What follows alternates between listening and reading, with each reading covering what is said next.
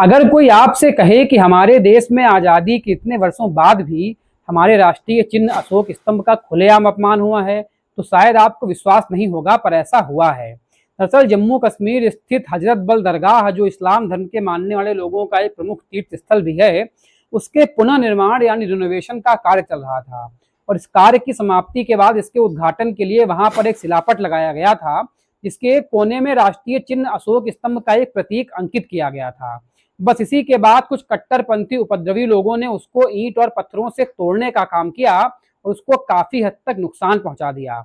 इसी के बाद ये बात चल निकली कि आखिर कैसे आजादी के इतने वर्षों बाद भी हमारे देश में कुछ लोग हमारे राष्ट्रीय चिन्ह को अपमानित करने का प्रयास करते हैं।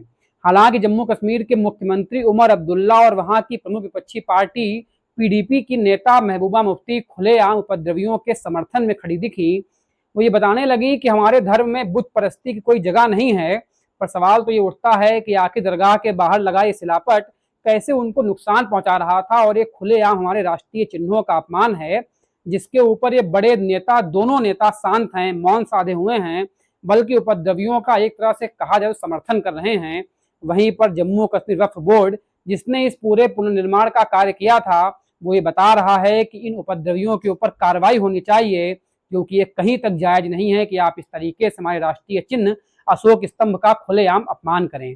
अब देखने वाली बात यह होगी कि देश में छिड़ी ये नई बहस कहां तक जाती है, और क्या ऐसा करने वाले उपद्रवियों को दंड मिलता है या उनकी सोच के ऊपर प्रहार किया जाता है, क्योंकि ऐसी सोच देश के लिए घातक है, जो हमारे राष्ट्रीय चिन्हों का इस तरीके से खुलेआम अपमान करती हो।